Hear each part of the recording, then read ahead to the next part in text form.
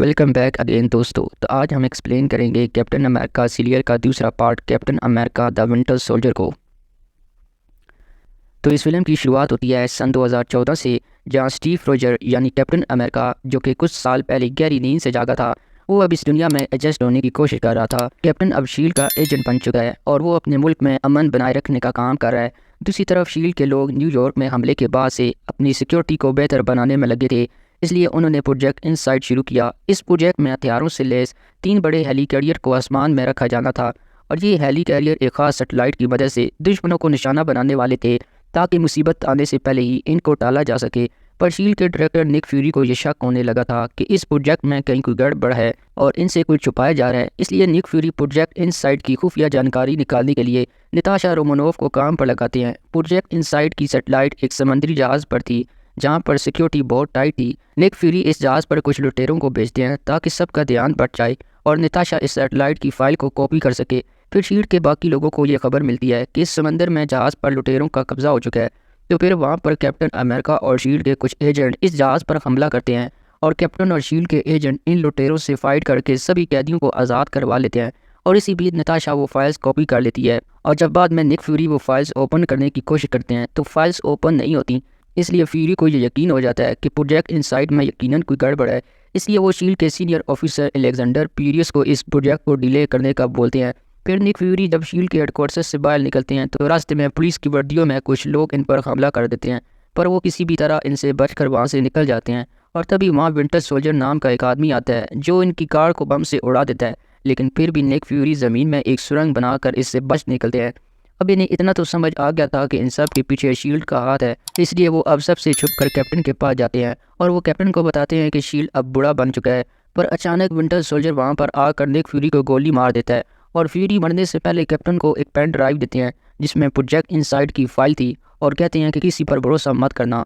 फिर Alexander captain को अपने ऑफिस में बुलाता है, ये जानने के लिए कि फ्यूरी इसके घर में क्या कर रहा था, पर कैप्टन इसे कुछ नहीं बताता, जिसकी वजह से अलेक्जेंडर समझ जाता है कि कैप्टन यकीनन कुछ छुपा रहा है। इसलिए वो इसे मारने के लिए बहुत से एजेंट्स को भेजता है, लेकिन कैप्टन इन सब को मारकर वहाँ से भाग जाता है और तब शील्ड वाले कैप्टन को एक भगोड़ा डिक्लेयर करके इसको मारने के लिए पीछे पड़ जाते हैं।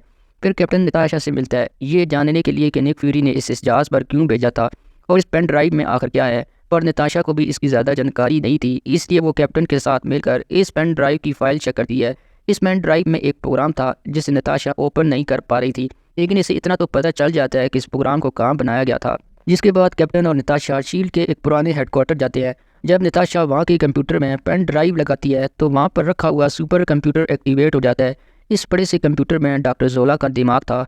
वो बताता है कि रेड स्किल के जाने के बाद शील्ड वालों ने इसे जेल से बाहर निकाल कर अपनी नौकरी पर रख लिया, पर जोला अभी भी हाइड्रा का वफादार था, इसलिए वो शील्ड में रहते हुए वहीं पर न्यू हाइड्रा की शुरुआत कर दी और इस काम में इसने कई और लोगों को भी अपने साथ मिला लिया।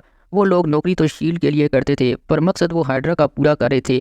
और बाद में जब डॉक्टर जोला मरा तो हाइड्रा वालों ने इसके दिमाग को आर्टिफिशियल इंटेलिजेंस के रूप में बदल दिया, क्योंकि जोला बहुत होशियार था और जब रेड स्किल जिंदा था तो हाइड्रा वालों ने ज़बरदस्ती इंसानों पर हुकूमत करना चाहिए, पर वो हार गए। लेकिन रेड स्किल के जाने के बाद हाइड्रा ने अपना तरीका बदल दिया और अब उन्होंने ऐसे हालात पैदा करना शुरू कर दिए जिससे लोग अपनी मर्जी से इनके गुलाम बनने लगे और जो भी इनके रास्ते में आता वो उन्हें मार देते। हाइड्रा का नया लीडर था अलेक्जेंडर पीरियस। जब पीरियस ने यह देखा कि निक फ्यूरी इनके मिशन में रुकावट बन रहा है तो इसने इसे मारने का फैसला कर लिया, क्योंकि प्रोजेक्ट इनसाइड हाइड्रा का अब तक का बड़ा और ख़ास मिशन था। डॉक्टर जोला ने इसके लिए एक प्रोग्राम बनाया था। कैप्टन और नताशा इससे ये प्रोग्राम जानना चाह रहे थे कि ये प्रोग्राम क्या करता है, पर जोला ने इन्हें दूसरी बातों में उलझाया हुआ था ताकि हाइड्रा वाले इन तक पहुंच जाएं और तभी हाइड्रा वाले वहां एक मिसाइल से हमला करते हैं जिससे वो जगह तबाह हो जाती है, लेकिन कैप्टन खुद को और नताशा को बचाने में कामयाब हो जाता है। फिर कैप्टन नताशा को लेकर अपने एक नए दोस्त सैम के पास जाता है जो कि पहले एक मिलिट्री ऑफिसर था। वो इन्हें अपने घर में पनाह देता है। फिर ये तीनों मिलकर शील्ड के एजेंट जैस्पर को किडनैप करते हैं, जो कि असल में हाइड्रा का एजेंट था।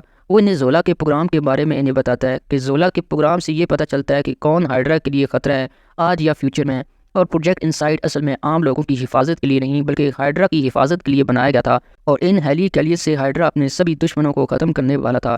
फिर इसके बाद जब वो जैस्पर को लेकर शील्ड के हेडक्वार्टर जा रहे होते हैं ताकि वो प्रोजेक्ट इनसाइड को रोक सकें, लेकिन दूसरी तरफ अलेक्जेंडर को पता चल जाता है कि कैप्टन ने जैस्पर को किडनैप कर लिया है, इसलिए वो कैप्टन और नताशा को मारने के लिए विंटर सोल्जर को वहाँ भेजता है।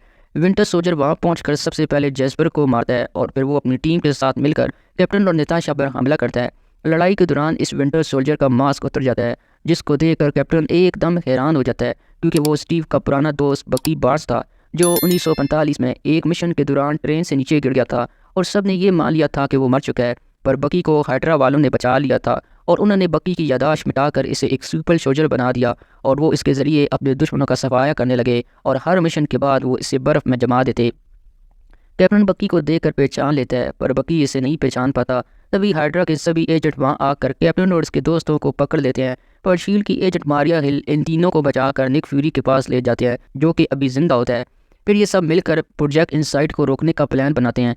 निक फ्यूरी ने इस काम के लिए 3 एडवांस चिप बनवाई थी, जिससे इन हेली कैरियर को कंट्रोल किया जा सकता था। लेकिन फ्यूरी इस उम्मीद में थे कि वो हाइड्रा को बर्बाद करके शील्ड को बचा लेंगे, पर कैप्टन ये जानता था कि इस मिशन में शील्ड भी हमेशा के लिए ख़त्म हो जाएगा। दूसरी तरफ हाइड्रा के लोग शील्ड के लोगों को मारकर इन हेली कैरियर को लॉन्च कर देते हैं। फिर कैप्टन और सेम इनको रोकने के लिए वहां जाते हैं और कैप्टन हेली कैरियर में इन 2 चिप को लगाना शुरू करता है, पर तभी वहां विंटर सोल्जर आकर इसे रोकने की कोशिश करता है। दूसरी तरफ वर्ल्ड सिक्योरिटी काउंसिल के सामने अलेक्जेंडर की पोल खुल जाती है, इसलिए वो इन सभी काउंसिलर के लोगों को मारने की कोशिश करता है, पर तभी वहाँ नताशा रोमानोफ वहाँ आकर इन्हें बचा लेती है और वो शील्ड के मेन कंप्यूटर से हाइड्रा की सारी सीक्रेट फाइल इंटरनेट पर अपलोड कर देती है।